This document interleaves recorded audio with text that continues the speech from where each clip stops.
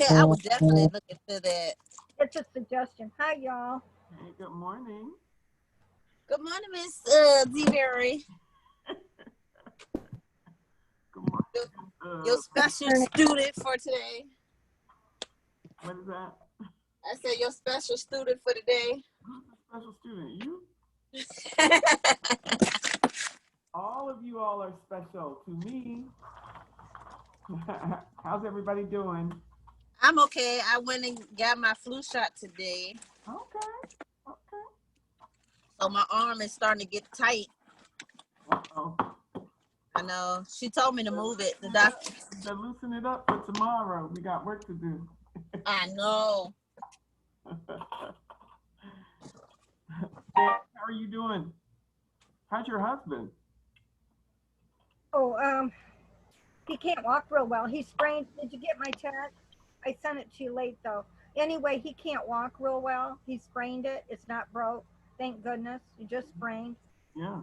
And he had to do back X-ray, and the hardware's still fine. Okay. That they put in it. So, I mean, he's sore and bruised, but the hardware, that's what we were concerned about, if it messed up the hardware that they put in. Because, next month he's got that surgery to put that pain box in. I don't know what it's called. I can't remember that. They're putting a box in. What is that box called? Do you remember? I don't know. I can't remember it either. I'm sorry. But it's to route the pain nerve. Okay. But he's doing that next month. That's an outpatient. But and I don't know what day. And I hope it's when I have Zoom so I can take it completely on my phone. But I'm not sure. But thank you for asking. Oh, sure, no problem. How you doing, Gerline? Sorry about yesterday. Oh, no problem. Morning. I understand. Good morning. How are you doing?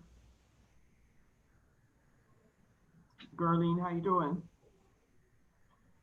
You don't hear me. Hi, hey, Anthony. Oh, you know what? Good, and you? Huh? I'm good. Oh, hey. Well, I got a bone to pick with you. Yeah, I can explain. No, I actually ended up having to handle some stuff. Some personal needs, like some family business that kind of went down to the gutter. Oh, yeah. All right. We're all good now. Sorry about that. It was, Okay. All right. As long as everything is good. Yeah. Well, better now. Hopefully stay good. But yeah. Okay. Well, that's good. That's good. Hey, Sharon, how are you doing? I'm good. How are you? I'm good. Thank you. Well, it's kind of time. I don't know where these people are at. But anyway, all right. I did want to talk to you guys a little bit about all the changes and everything that are going on. I think all you all should be okay as far as coming in for labs, right? Yeah. Okay. Is anybody going to have an issue when we go through the Yeah. Quick question. What time were the labs again? Once we fully open back up, because yeah. It's gonna be from 9 to 11. Is that the only time option? On Tuesdays and Thursdays. Yep, that's it. 9 to 11? Wait, I thought we were doing 4-hour classes. I'm sorry, 9 to 1. 9 to 1. 9 to 1. On 9 to 1. Thursday. And that's it? They're not going to have us there every single day, like they said? As far as I know, right now, they're saying no. Right now, the mandate is that you guys come back for labs. Okay, I was just asking, because I started a new job soon. Oh, I didn't even get no shoes yet. Well, girl, you can come down here and get some shoes. I'll give you the hookup. I'm here 24/7. Okay. Are you at the Florida Mall? No, I wish. I'm at the Premium Outlet. Oh, okay. That's nice. Yeah, my son came in from out of town. We were at the Florida Mall last Saturday. Oh, you might have saw my my boyfriend there. I don't know. We went to. He got some really good deals. Did you guys go into American Eagle? No, he doesn't like American Oh. Eagle. We went to Abercrombie and one of the shoe stores. I don't remember which one it was. Then he had to get some studs for his ears. Okay. Yeah, it was cool. I was just Are glad to we see him. talking about the son that like access for like $25 for like Grubhub and stuff? Yeah, 25. As a matter of fact, when he got home, that was the first thing. He was like, oh, when I went on the plane, I forgot and I had my soap in my carry-on and they took my soap. And so I need $28 so I can get some body wash. $28? Oh He my just trying to take all your money. Now I got to get this joker out my pocket. You hear me? I got to get him out my pocket. But no, he is amazing. He's a great son. So, yeah. That's the reason that I went to school to get an education so that whatever, my children, whatever needs that they had, I would be able to take care of them. So I don't mind. I really don't. I fuss about it and I talk about it to him, but I don't mind. I don't mind. I'm glad to be able to do it. So, yeah. So anyway, so you all are going to be okay coming in for the 4 hours for the labs, right? Anthony, you think Yes. you can work it out?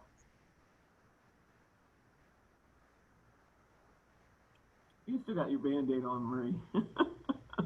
I know I haven't taken it off yet. Wish we could start it next month. My daughter will be here to babysit. Oh, okay. But I have to go back because I got to get the pneumonia shot. Oh, wow. Yeah. Because I'm a diabetic and an asthmatic. So they told me I have to get both. But I got to go back and get the pneumonia shot. Okay. Well, let me see. How you guys still, I think probably today I'll probably send out assignment for Monday. I did talk to y'all about Monday. I wanted to do the projects on Monday. So we're going to do it the regular. It's still going to be 11 o'clock, and everybody's 5 to 10 minutes should fit in my hour from 11 to 12. So we're just going to fit everybody in that time. And yeah, that's going to be it. So I hope you guys are ready. Monday is the due date for projects. Nope. Okay. So what I'm going to do is instead of us having Zoom on Friday, I'm going to give you guys, you're still going to have an exam, just a small one, not a big one, a small exam on Friday. And then, what exam did you all do? Exam 2, right. So you'll have exam 3 on Friday. Your homeworks will be due Friday. And then we will not have Zoom. And that, the reason that I'm going to do that is to give you the opportunity to get your project completed on, so you'll be ready by Monday, because it's not going to be any delays or postponements. We're not going to have time for that. We're just not. So I do need you guys to be ready for your project. So somebody gonna have to be burning the midnight oil. Okay, so there is that. And we already talked about the labs and stuff like that. Tomorrow, labs. What I'm going to do tomorrow is, if you can stay for the 4 hours, you are more than welcome to do so. If you cannot stay this week, then I understand. Okay, we're going to kind of gradually go into the 4 hours, understanding that our space is limited. So you definitely want to make sure that you have your mask and you have a good fitting mask on. Y'all know how I am in and out the mask. I try, but it's hard to keep in the mask. It's hard. I know, good. But I do want y'all to have your masks on. Also, if you do not already have hand sanitizer in your bag, you need to get some so that you can start using your hand sanitizer periodically during class. We are going to be doing some other skills. You're going to be, we have to get to that occupied bed. We have to do some checkoffs on that. We have to do putting a patient on a bedpan. We have to do some other skills as well. Draining the urinary bag. I don't know that we're going to get to do all of those things tomorrow, but I do want to at least get started on some other skills so that we can start getting those things down. Y'all are doing really good on the unoccupied bed, and I'm very pleased with how the beds are looking. But even that we need to shore up, you know. And definitely, like I said, working on those other, because the unoccupied bed is not a CNA skill or a skill for the CNA exam. But the occupied bed is. Turning and positioning a patient is. Putting a patient on the bedpan is. Draining urinary bag is. Yesterday, we kind of had some fun doing wound care. Y'all did good with that, pretty good. And so, I don't know, I'd still left my stuff out. I'm probably not going to be able to do that much with that. This week, Thursday, we're going to be doing other things, but I do have my stuff out. So the wound care stuff is still out, and the mannequin, the butt is still in here. So if you guys want to look at it and see and, you know, whatever, play around with it, you can do that while we're doing these other skills. Okay, and so that was pretty much it. Anybody, any questions? These surveys, I'm sorry, go ahead. For the project, are you sending those papers out, emailing those papers out On that we have to fill out? Yeah, I'll fill it out next week. Okay. To on evaluation of each other, your group members. Sure. I'm gonna send that out next week, Monday. Okay. After the presentation, and then those gonna have to. When I send that out, I'm gonna need you to go ahead and do whatever it is that you need to do and get that right back to me so that I can add that as a portion. Okay. Okay. Oh, another question. Have you heard from Ada? No. So I'm sorry. So we stuck with 3 people? Yeah. Okay. Unfortunately. Okay. Yeah. So I don't know. Sometimes it's like that. I haven't heard from, I don't know. Jessie was here, but I haven't talked to her. So if she's on anybody else's team, I'm not sure. So sometimes you just have to do what you have to do, right? Okay. Yeah. So, all right. So I wanted to talk to you guys about the urinary tract system.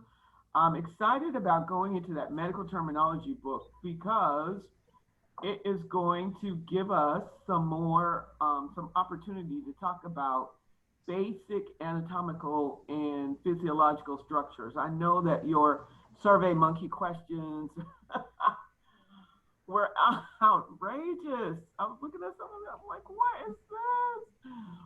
The anatomy and physiology of 2 body systems. I'm like, okay, y'all, okay.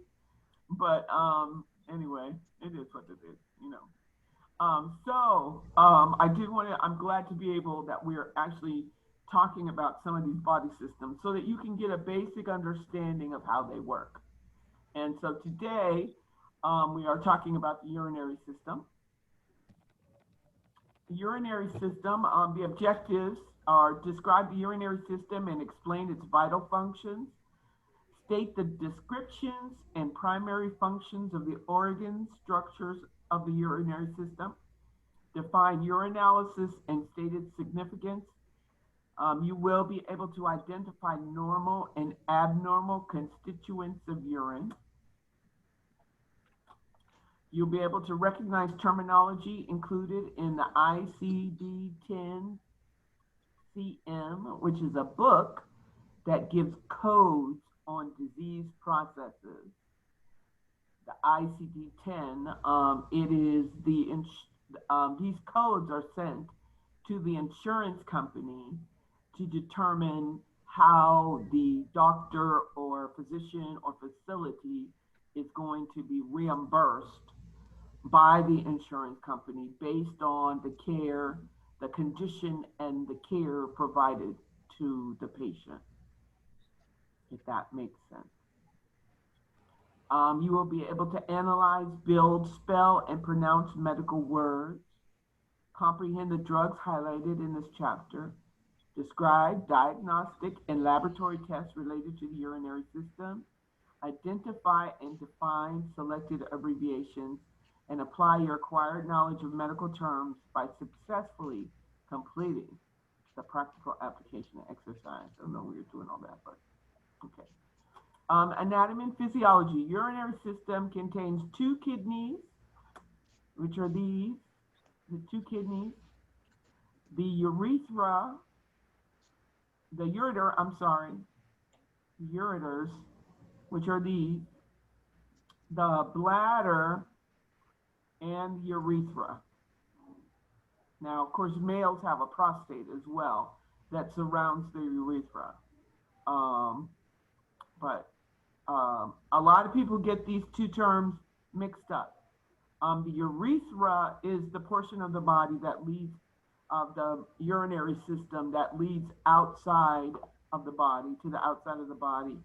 But the ureters are actually the tubes that carry urine from the kidney down to the bladder.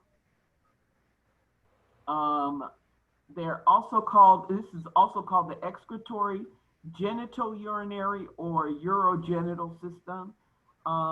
Mostly you'll hear the genital urinary system just because it is in close proximity to the genitals, or it is, you know, in the same area.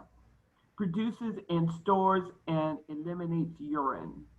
So this is kind of an answer to, I guess, if you still haven't done your Survey Monkey for today, which I hope everybody else has done, or anybody, that question, I think it was yesterday's question about the disease processes, the anatomy and physiology of a body system. Was that yesterday? Yes. Yeah. So anyway, this is kind of like that, an answer to one of those questions. Anatomy and physiology. The vital functions of the urinary system are to extract certain waste from the bloodstream. They convert these materials to urine, and they transport urine from the kidneys via the ureters to the bladder, eliminate urine at appropriate intervals via the urethra. Okay. The urinary system, of course, once again, it contains the kidneys, ureters, which are very small in here, the bladder, and the urethra. Yeah. The urinary system at a glance, the kidneys produce urine and help regulate and control body fluids. Ureters transport urine from the kidneys to the bladder, and the bladder serves as a reservoir for urine and a passageway of urine to the outside of the body in the male. In the male, it conveys both the urine and the semen. So the urethra in the male carries both urine and semen. In the female, only urine. Okay. And then that, of course, is a diagram of that. You might be seeing this diagram again. So if you'll notice here, this is, of course, this is the rib cage here, and the spine and the pelvis here that comes around. So your kidneys are actually right at the bottom of the rib cage towards your back, along the spine, and the ureters come down through your abdominal cavity, your lower abdominal cavity. And then, of course, your bladder is suprapubic or below your pubic bone here in the front. Okay. The kidneys are purplish brown, bean-shaped organs located behind the abdominal cavity or retroperitoneal area on either side of the spine between the thoracic vertebrae T12 and the lumbar region, which I just showed you in the other picture, the diagram there. Each kidney is surrounded by 3 capsules. So that's 3 layers around the outside. You have the true capsule, which is along the outside. You have the perirenal capsule and the renal fascia, which is this in here. Okay. Each kidney has a concave and convex border. The center of the concave border opens into a notch called the hilum. The renal pelvis is a sac-like collecting portion. So here is an example. I'm sorry, somebody had a question? Here is an example of, or diagram of the kidney. And this is the actual structure of the kidney itself. And this is the portion of the kidney in here where the urine is actually produced. So you have, well, I guess all these different functions of all these different portions of the kidney. You have veins that are flowing in. The blue are the veins, and the veins are carrying in the toxins and the waste from the body. They're going into this proximal tubule, and they go up into the tubule, going through all these different areas where the urine is actually being produced. And urine is, the toxins are actually pulled out of the blood at that time, and it's sent down into the ureter, I'm sorry. Internal structure, the cortex, or the outer layer, it contains arteries, veins, convoluted tubules, and glomerular capsules. The medulla is the inner portion. So you have the renal medulla. So the outside here is the cortex. And then you have the medulla. And then you have the renal pelvis. It's this here. That's where the urine is collected and goes down to the urethra. The structural and functional units of the kidney are the nephrons that actually help to create the urine. Each nephron consists of a renal corpuscle. It consists of a renal corpuscle. It consists of a glomerulus, a tuft of blood surrounded by the Bowman capsule, okay, which is right here, and the Bowman capsule. The tubule extends from each Bowman capsule and consists of the proximal convoluted portion, the loop of Henle, and a distal convoluted portion that opens into a collecting tubule. Or in other words, it's just, like I said, in this portion here and these portions here is where the toxins are pulled from the blood and transformed into urine. And the blood then flows out through the arteries here on the other side, the blood that's been cleaned. It's actually in these little kidneys that the whole process of dialysis takes place. Kidneys, the nephron, their vital function is to regulate, control, and remove waste products of metabolism from blood plasma. It plays a vital role in the maintenance of normal fluid balance in the body by regulating reabsorption of water and allowing selected electrolytes back into the blood. So the nephrons actually control the amount of fluid our body retains. It helps to get rid of the waste that is produced by our body. And it determines which electrolytes we hold on to for function. So here it functions of the kidneys, in regulation of red blood cell production. It works in that. Regulation of bone mineral metabolism. The kidneys actually determine blood pressure in the body. They influence the blood pH or acid level, acid-base metabolism, and of course, excretion of metabolic waste products and water. I think that's pretty cool. At 10 weeks gestation, urine forms and enters the bladder of the fetus. At about the 3rd month, the fetal kidneys begin to excrete urine. The amount increases gradually as the fetus matures. The newborn's kidneys are immature and lack the ability to concentrate urine. So although they do go a lot, it's not fully concentrated. Glomerular filtration and reabsorption are relatively low until the child is about 1 or 2. Aren't you cute? Each kidney has a ureter. Talks about that. This is a narrow muscular tube that drains urine from the kidneys to the bladder. The walls of the ureters consist of 3 layers. You have the inner coat of mucous membrane, a middle coat of small muscle, and an outer coat of fibrous tissue. The muscular or the urinary bladder is a muscular membranous sac that serves as a reservoir for urine. It's located in the anterior pelvic cavity. Anterior is a term that's used for the front of the body. The front of the body is called anterior. Toward the back is called posterior, like postier, the back. Pelvic is an anterior pelvic cavity.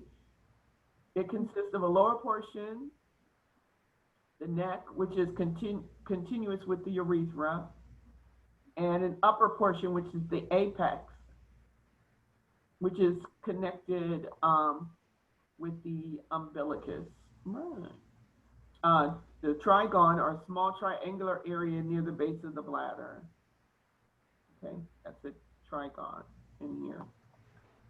And then, of course, the ureters come in on either side and drain urine. The bladder, the urine is contained right here in the bladder. And then, of course, this is the bladder lining. You have some connective tissue. You have some fatty tissue on the outside, and the muscle that contracts to push the urine out. Relaxes to allow it to fill with urine.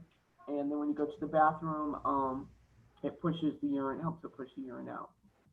People that suffer from incontinence have a weakening of this muscle, or they could have a weakening of what's called the sphincter at the beginning of the bladder, or I'm sorry, urethra, that helps control the flow of urine.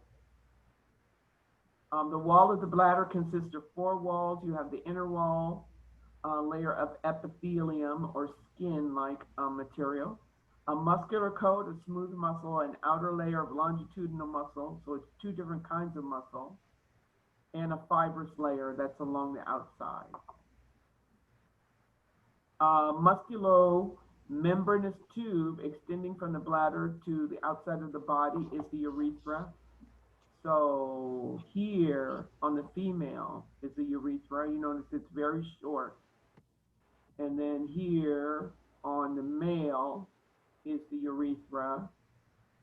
And as you can see, here is the urethra, here is the opening to the vagina, and here is the rectum, or the anus. It's the opening to the rectum where stool comes out. So this is where, of course, where, you know, in the opening vagina, but all of these are in very close proximity.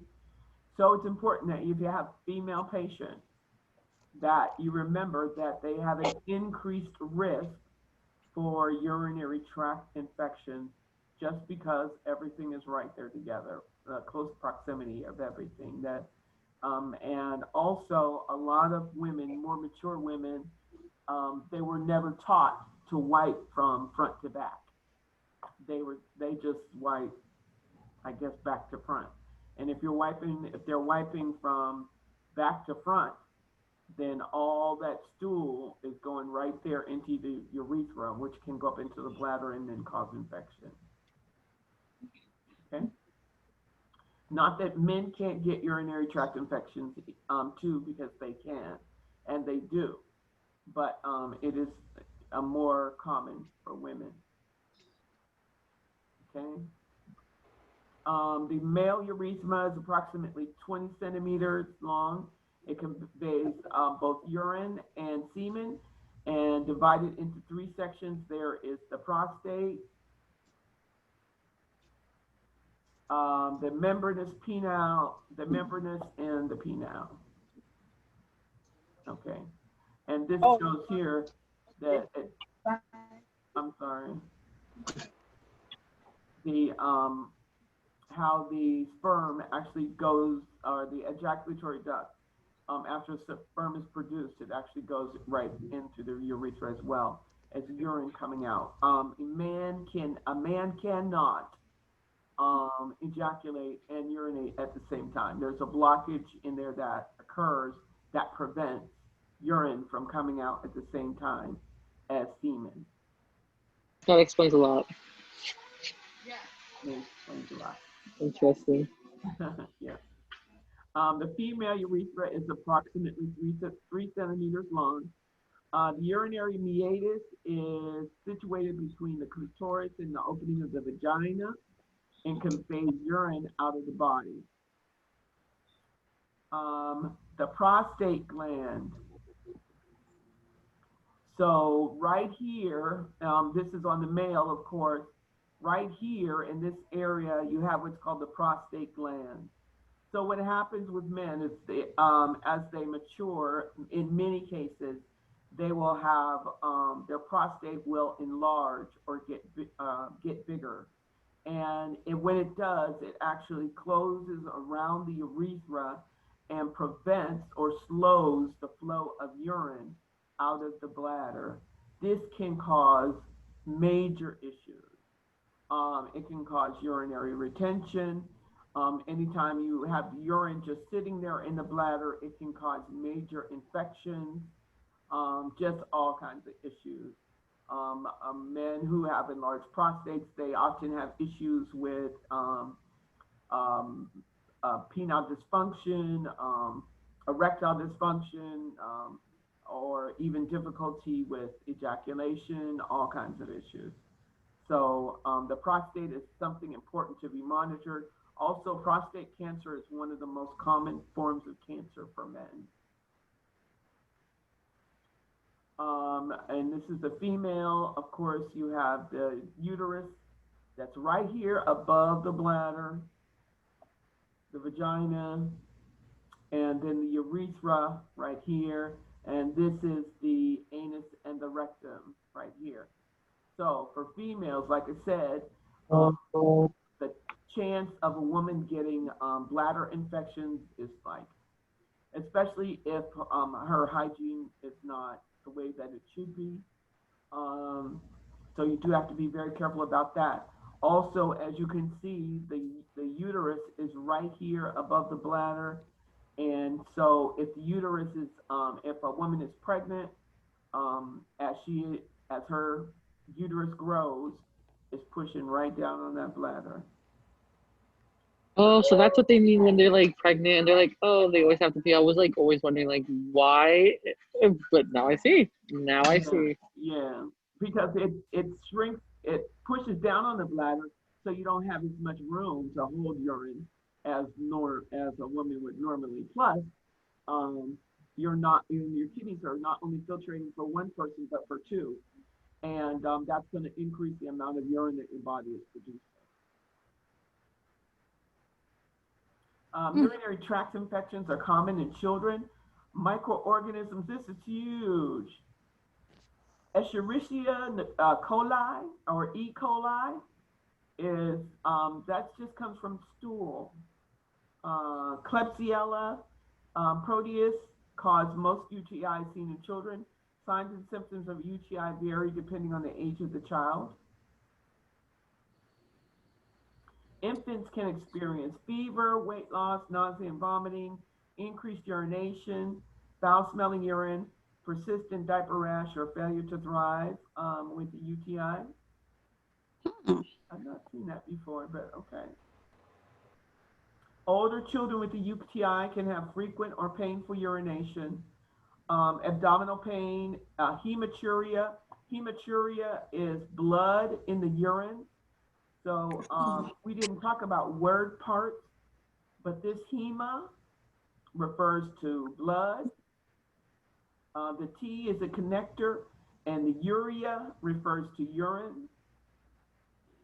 That's how one way that you can tell what the word is talking about. Hematuria, fever, chills, and bedwetting episodes in a trained child can be a sign of urinary tract infection. What?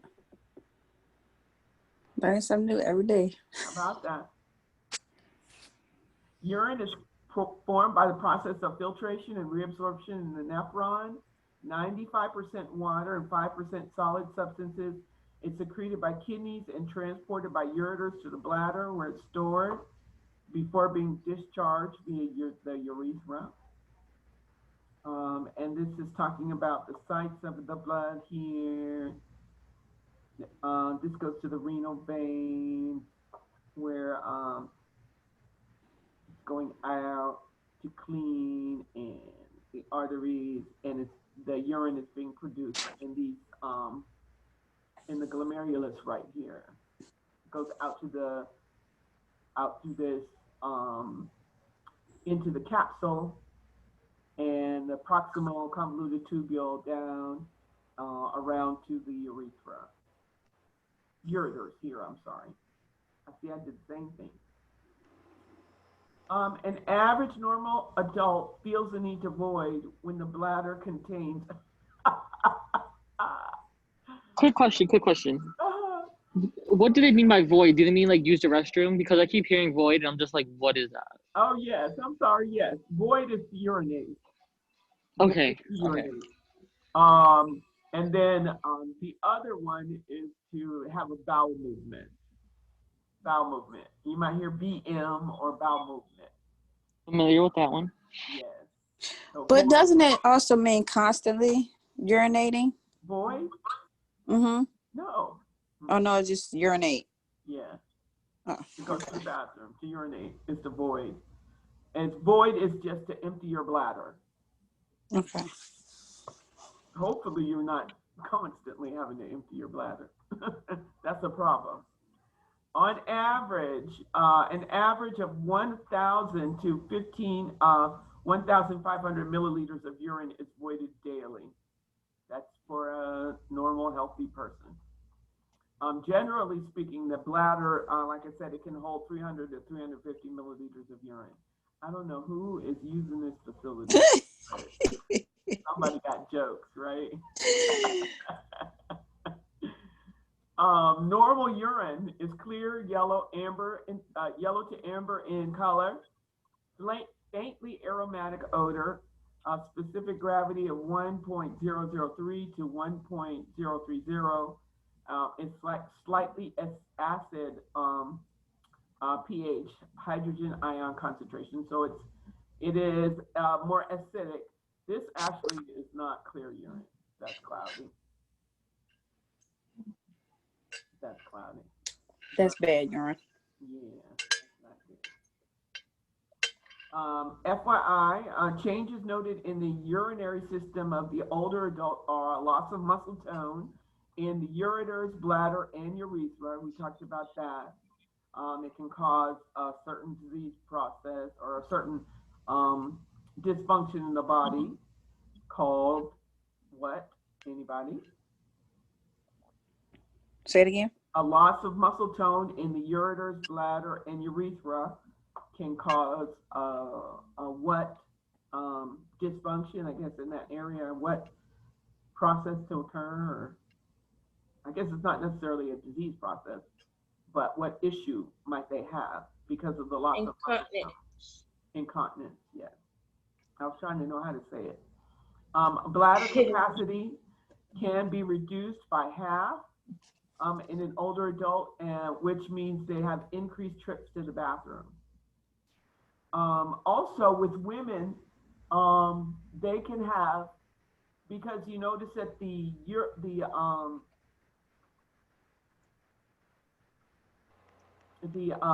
your bladder, your womb and your bladder are right there next to each other. If a woman has a prolapsed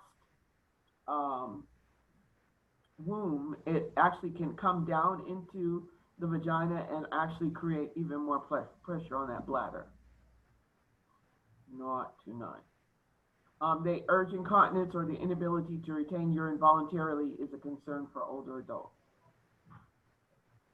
In men, urge incontinence can be caused by benign prostatic hyperplasia or BPH or by prostate cancer.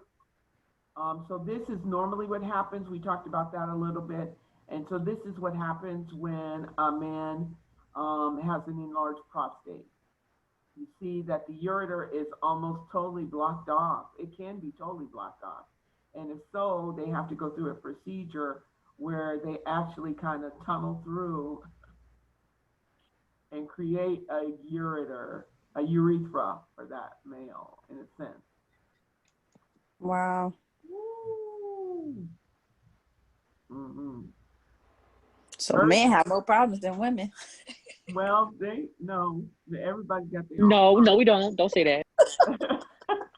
everybody's got their own problems, you know? It's crazy. Let's see. Urinalysis, a laboratory test, are laboratory tests that evaluate the physical, chemical, and microscopic properties of urine. A freshly voided urine specimen provides for more accurate test results. When bacteriological culture is to be done, the specimen is collected by catheterization. So there's a lot of ways to collect a urine specimen. Most often, you're just going to have them go and pee in the cup. That's just a regular urine. But most often in a doctor's office, or when it's for a suspected urinary tract infection, you're going to have to do what's called a clean catch. The clean catch is when you have the patient use antibacterial wipes to wipe their perineal area or on the meatus of the penis if it's a male. They wipe down the center first, and then they wipe down on either side, or they wipe on either side, and then they wipe down the center, I think it is. And then they will do a midstream catch, so they actually will start to void or start to urinate, and then they will catch after the urination starts. Then they'll put the cup in to catch the flow of urine as it goes out of the bladder. This is considered probably the best specimen of urine. Also, a lot of times doctors like to get the first voiding early in the morning for testing, but it can be done any time of the day. I have a question. What do the colors mean on those sticks? These tell different different characteristics in the urine. Like one of these tells what is the pH balance. Okay. How acidic or how base is the urine. Some of them tell if there are any white blood cells. Some of them tell if there are any ketones. Some of them tell if there's any protein in the urine. There's another thing called specific gravity, which talks about kidney function. We're going to actually, sometime or another, if we have the opportunity, we're going to do play around with some. I think we'll have time. Okay. Urinalysis is a valuable diagnostic tool. Abnormal conditions or diseases can be quickly and easily detected because the physical and chemical constituents of normal urine are constant. So urinalysis is like a quick and easy test that can be done. This is just a general overview of what your urine should look like and what should be its characteristics. And if there's a problem, what that could indicate. I'm going to send this to you guys. Quantity, protein, glucose. Another thing you want to know, Patients who are diabetic, especially if their blood sugar is high, they tend to, one of the things they will do is they'll have increased urination. So if you have somebody who's very, very thirsty all the time, increased thirst and increased urination, it's a sign of it can be a sign of an elevated blood pressure. Yeah, that is true. Protein in the urine is an indication that there's some kind of disease process going in the kidneys. And these are all those things that you were talking about, Marie, on that stick that we just saw, colors. These are the things that it's testing for. Is it bad to have protein in your urine? It is. You should not. You should have very little, if any. Okay. If you have protein, that means you have kidney damage. Oh, okay. Something's going on with your kidneys it's not supposed to. Glucose, you shouldn't have any glucose in your urine. These are the normal values, or this is normally what you should see. Okay. Nitrites, urobilinogen, absent biliary obstruction. All of these are talking about your kidney and liver function. I'm sorry. This is talking about liver function. Nitrites are bacteria. Okay.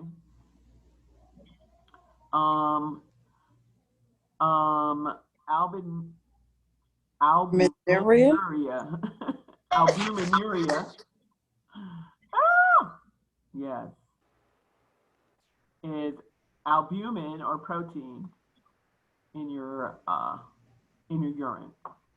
So albumin is a word part for protein, and urea, we talked about that before, is indicative of urine.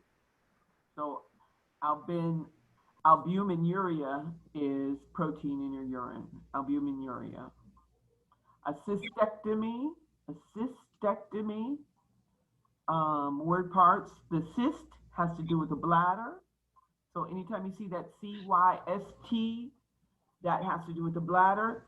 An ectomy is actually a word having to do with a surgery, a surgical procedure, and it is a surgical excision or removal. Excision is a medical terminology for removal.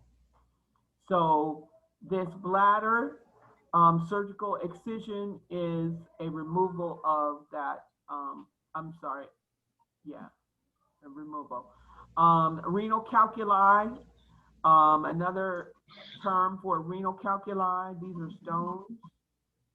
Calculi is referring to stones, so these are kidney stones.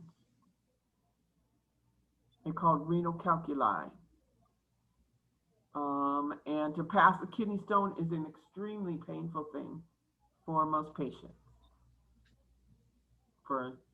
Now I've had some patients, I've heard some people say that they didn't know. They passed a kidney stone and didn't know it. I don't know how, but most people, it's extremely painful. They have to be highly medicated. Most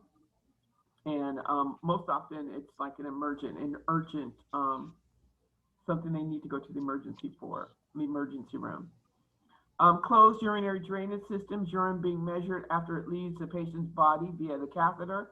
We will be doing this as one of our skills for your state exam. Emptying the drainage catheter, the Foley drainage bag.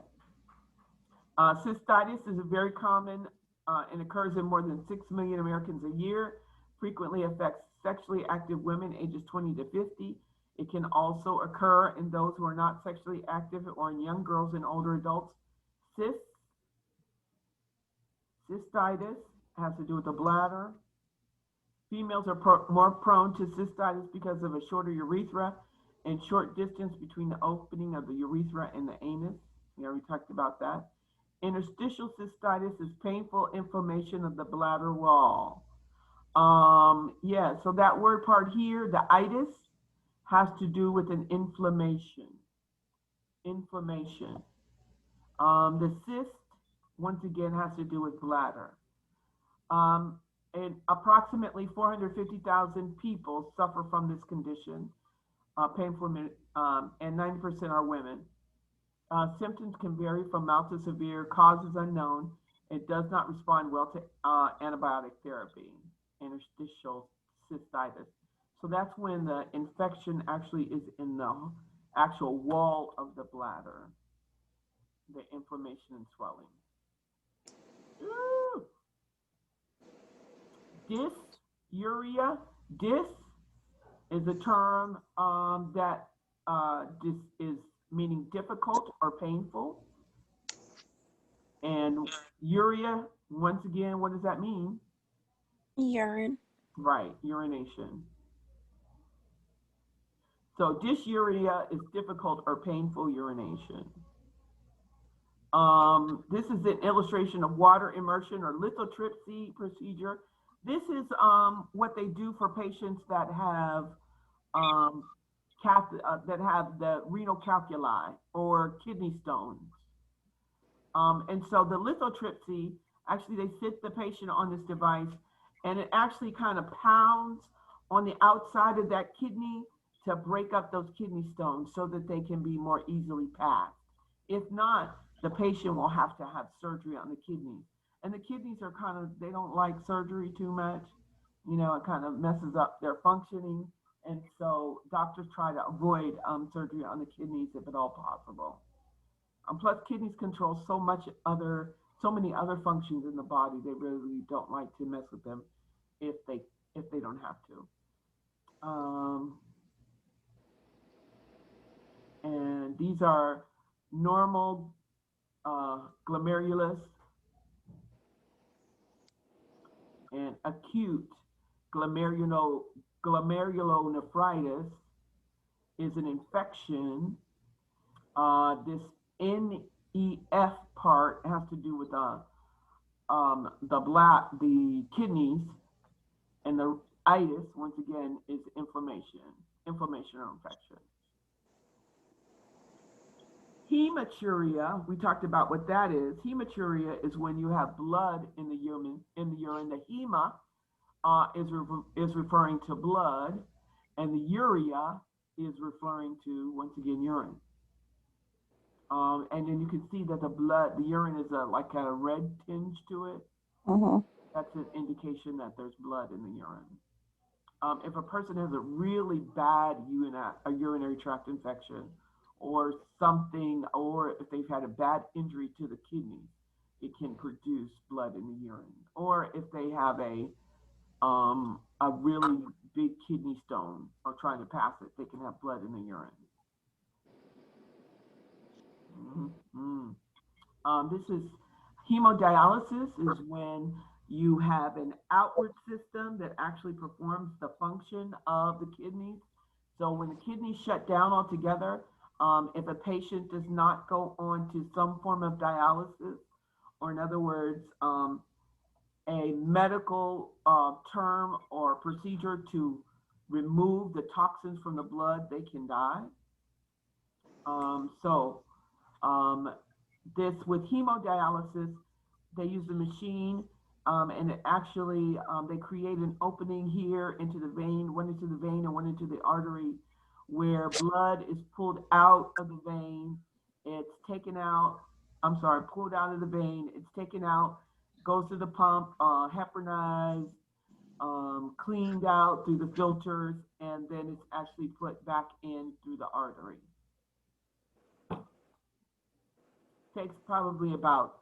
Should take about 2 to 3 hours to dialyze a patient, but sometimes takes longer. Just depends on how stable the patient is. If the patient starts to get sick, then they have to slow the process down. Most patients who are on dialysis, they dialyze 3 times a week. So their schedule is usually they have to go to a dialysis facility, and they can dialyze mostly like Monday, Wednesday, Friday, or Tuesday, Thursday, Saturday. If a patient travels who's on dialysis, they have to arrange to have their dialysis wherever it is that they're going. So this is not something that you can take a vacation from. And the only way to prevent a patient from, or help a patient to come off of dialysis is if they get a new kidney.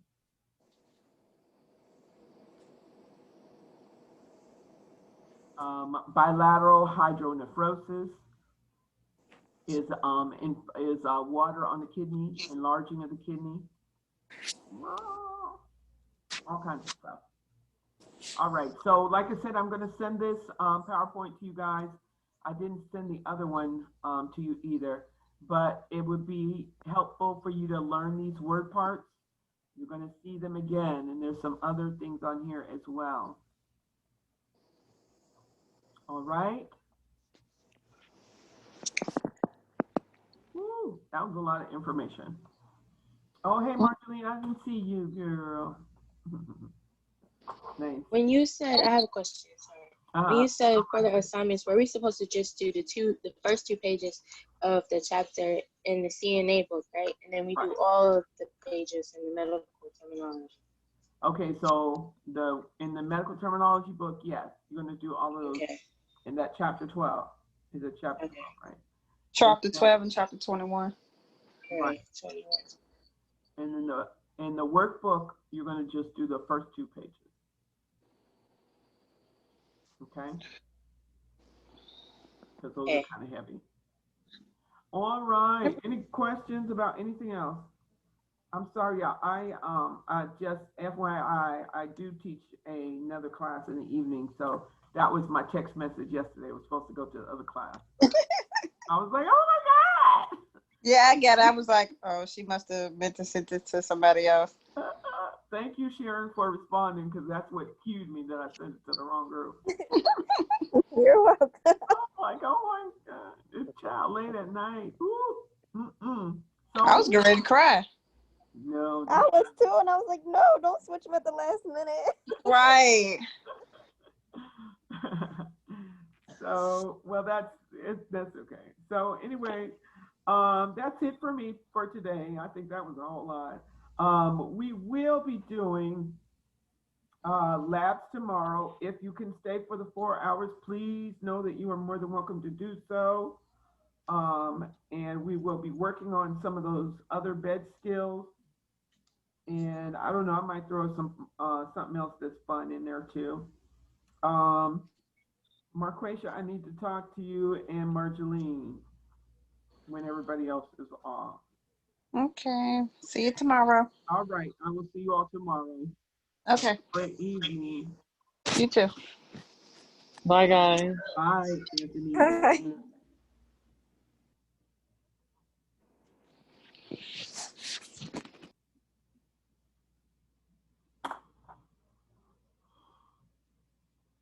Did you need something, Sandy? Are you okay?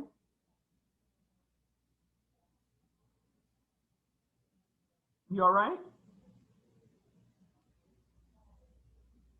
I can't hear you.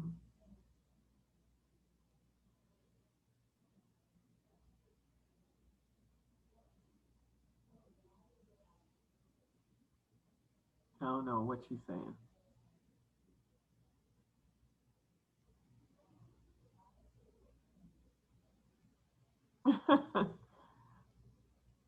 Okay.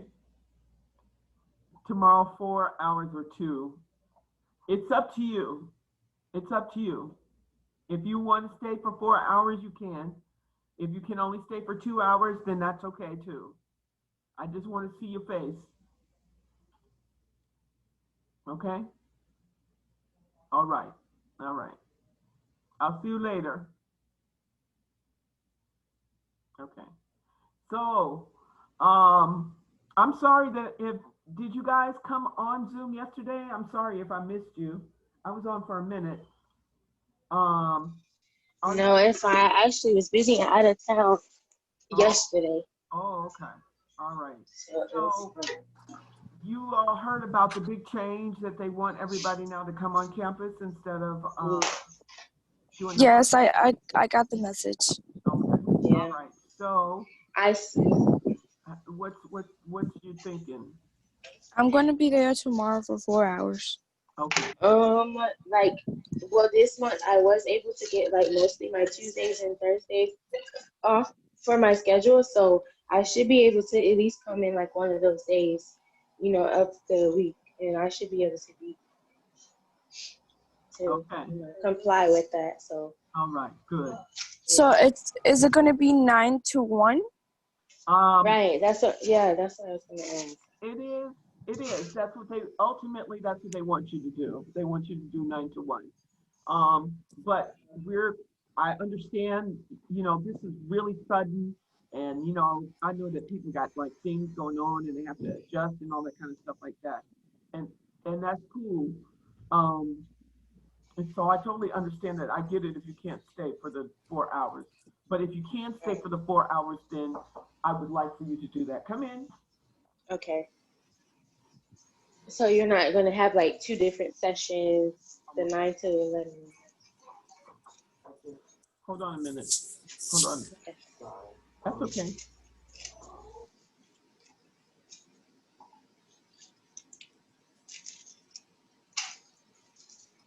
And it's cranberry. Cranberry juice.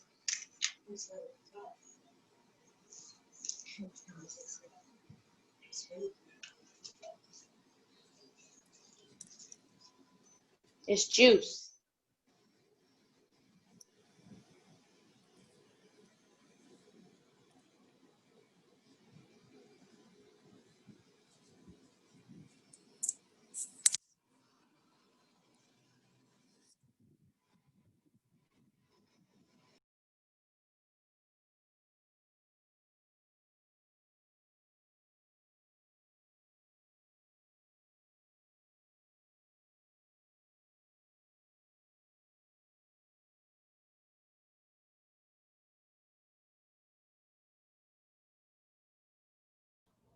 I'm sorry, y'all.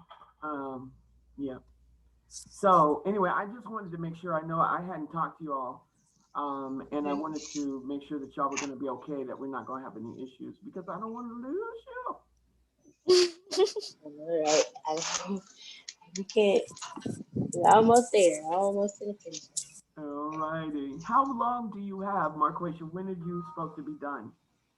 In like February. Okay. Yeah, I started in April. Okay. So like February, right? Okay. Marceline, when are you supposed to be done? At the beginning on March. Okay. All right. All right. So we got time. We got time to we work on some definitely things, so that's good. I just wanted to touch bases with you guys, because I know that some people have whatever their issue is. I just wanted to make sure that we're working on something so that you can come in and we can get some of the skills down. Do you know how it goes, like when we go for like the actual exam? We're not gonna take it at the school. Do we take it like a state building somewhere? I have to find out more information on how they do that, because it seems like a lot of you are going to be finishing around the same time. I don't know. Right. We might be able to get an examination done here in our own lab, which would be nice for you, because you'll be familiar with where everything is and how it goes. Right. But I can't guarantee that. So I have to get in touch with, I actually pulled some information from Prometrics today, which is the company that does the testing for the state exams. And so I'm going to look that over and see who I need to get in touch with, so that whenever the time comes for you guys to actually, because I do have some students who are, one who's going through extern now, and I have another one who's going to be going through externship soon.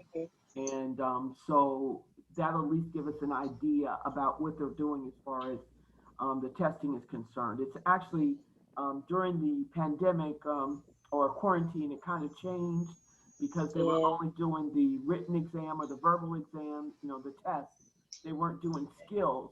But to my understanding, at the beginning of June, sometime in June, they've gone back now to doing skills, and they actually want to try to pull some of those students who did not get the opportunity to demonstrate skills pulled back so that they can do the skills portion. Wow. That's not nice at all. No, that's scary. They probably thought they got over. Right? So either way, it's definitely my intention to make sure that you are done, that you are confident by the time that we get to that point, that you're taking your exams and able to do what I need you to do. My standards are a little bit high, but my objective is to make sure that you are more than capable of doing whatever it is that's required. Right. Right? Yep. So Yeah, y'all gonna be here tomorrow? Yes, ma'am. All right. Well, then I will see you tomorrow morning. Mm-hmm. You gonna be here at 9, or what time you gonna be here? I don't know. 9. Okay, very good. All right. I will look for you then. Okay. Did you have any other questions for me? No, I think that's it. Okay. All right. All right. Have a good one. Mm-hmm. Bye-bye. Have a nice day. All right, you too. Bye-bye. Bye-bye.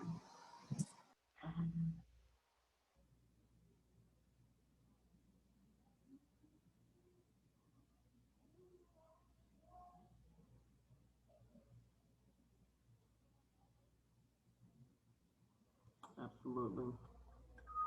These people. Uh-oh.